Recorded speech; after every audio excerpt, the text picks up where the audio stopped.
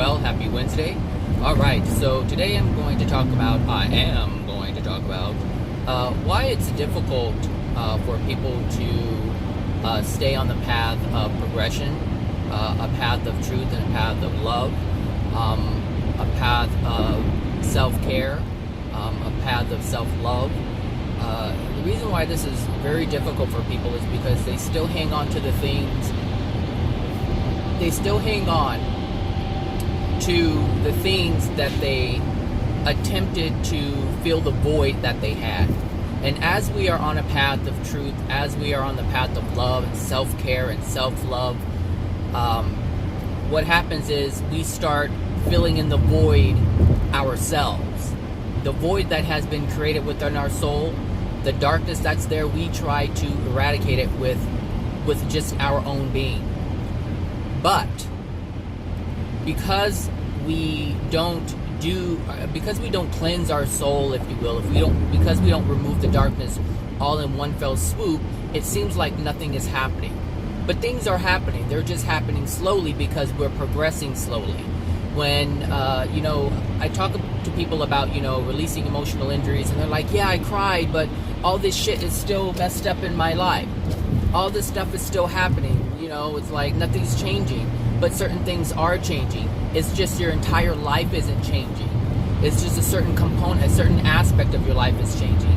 And because of this, what we do is, because we're so used to having immediate gratification by the addictions, which is what the addiction is meant to do. It's meant to eradicate or lessen the pain that we are experiencing in the moment, but that does not mean that the cause is still not there, which is why when we stop doing the addiction, the pain comes back.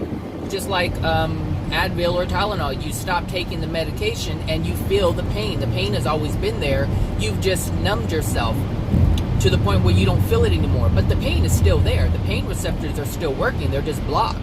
And that's what our addictions do. They take our mind off of the pain, and they give us immediate gratification, immediate relief. And when we're progressing, it seems like it takes longer because we don't know all that is there that is creating the pain. And so this is why people stop doing it. This is why people go back to their addiction. This is why someone will say, you know what, I'm going to eat right. Just a simple example. I'm going to eat right and eat healthy and, put healthy things in my body. And they stop doing it. But it's not just the physical aspect that is being affected by the food. It's their emotional aspect. And this is an aspect that they don't realize. And they're like, I still, I may lose weight, but I feel like crap, or, I'm this or I'm that. It's because there's so many other components that are at play, and we don't know what all of those are. So when we release one emotional injury, or we kind of release a little bit of an emotional injury, we feel like, okay, I did all this work, I did all this crying, but everything is still the same. Well, the reason why it's the same is because there's so much within our soul. There's so much within our soul. Look, you can have a pain in your leg, a pain in your knee, a pain in your elbow, a pain in your neck, a pain in your back, and you take one pill, which is an addiction, and it takes all of that pain away. All of that pain away. And then you're like, okay, so then you stop the pill, which is stopping the addiction, and now you start working on, let's say, physical therapy on your elbow, but you still have your back, you still have your leg, you still have your knee, you still have your hip, you still have all these other components that you are not working on. And this is my point, is the reason why this is because we don't realize how much the addiction is affecting our lives, how much the addiction is bringing immediate relief from the pain. And when we try to do the right thing, we only think it's one thing, and it's not. It's multiple things that we didn't even know about until we stop the addiction. Some people don't understand why they get so angry when they're with people, or why they get so angry when they're away from people. They just know that they're angry, but they don't understand the reason why. And I can tell you, whatever reason they come up with is not the reason why. I mean, for the majority of people, for the average person, they're not going to figure it out because they don't know how. If you've been listening to these videos, or any videos, or read any information about what truth is, what absolute truth is, what absolute love is, then you have an idea. You know that there are deep-rooted childhood emotional injuries that are the cause, that are the impetus of all of your pain, all of your problems. All pain, all problems come from some type of trauma from your childhood, including conception, because you got all the things that your mom and dad did not deal with in your little soul, and this is why you look a lot like your parents. This is why the experiences are so similar, because you need to experience what they didn't experience. Well, they experienced it, but they didn't release it. They didn't acknowledge it. They didn't acknowledge it to release it. They may have experienced the event, but they didn't look at what it was trying to tell them. And so now since they didn't do it, you have to do it. But it's really difficult to progress and improve your life when you're so used to the addiction. You have it,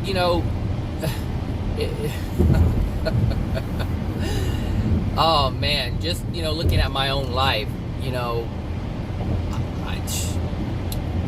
I was in a different, I was in such a different place than I am now, and it was, I'm very fortunate. I believe I'm fortunate, because it seems like the conditions were all right for me to do this. Now, the conditions are always right for people, but I truly asked for it. Like, I wanted to know the truth. I wanted to know the truth. And the thing is, people will say, well, how do you, my sister had asked me, well, how do you know if it's truth? And, I told her, it's like, look, you have to be able to use discernment. This is what the Creator gave you. The Creator created a perfect being, which means that you are completely capable. You have the capacity to know what is loving and what isn't. It's not about what someone else tells you, and it's not about what's in a book.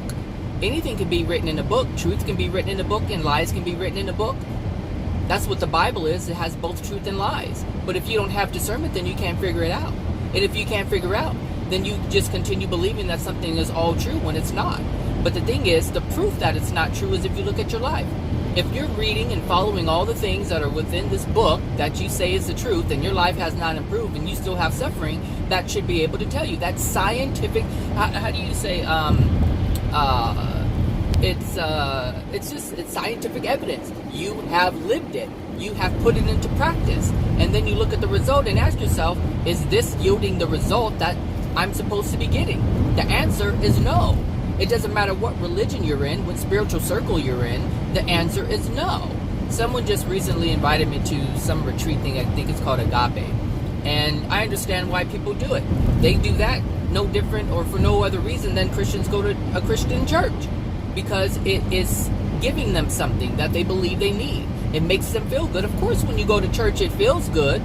Of course, when you go to a spiritual circle, it feels good. Of course, when you go to a spiritual retreat, it feels good. Of course, when you go to any kind of Catholic church or what is it, a mosque, I think it's called? I don't know, the Muslim people, I don't know what they call theirs. I think it's a mosque. I don't know. But, when you go to these things, of course you feel good in the moment because you're doing something in the moment. You're saying, oh, yes, God. Oh, yes, Allah. Oh, yes, Jehovah. Oh, yes, universe. This is what you're doing in the moment. But the truth comes out when you leave. How do you feel when you leave? When you're not in the moment praying every day, praying every day, praying every day, praying every day. And even at that. So I work with someone who prays every, I don't know how many minutes to the east. All day long. Suffering, diabetes, heart problems, cholesterol, you name it. He is falling apart. But he's praying every day. So you have to ask yourself, is what I am doing yielding the results that I'm supposed to be getting? You can use your own discernment and say, no, I'm not. But if you want to believe it without paying attention to the evidence, then what's going to happen? Okay. What's going to happen is you're going to continue doing what's not yielding the results that you say you should be getting. That's it. But the reason why you're not progressing is because you're holding on to this idea that this is going to work, when in actuality, it's proving to you through your own life experience that it's not working. This is how I was able to discern what is truth and what isn't. Just look at my life, and this is why my life has improved, because every time I look at my life and I see something that's not working, I ask myself, what am I doing? And then I ask myself, is it working? Then I say no. Then I change it. I don't hold on to it because someone says it's true. I don't hold on to it because someone says it's the truth. I hold on to it because I feel. And I measure it to God's laws. All right, everybody. Have a great Wednesday. Talk to you later. Bye now.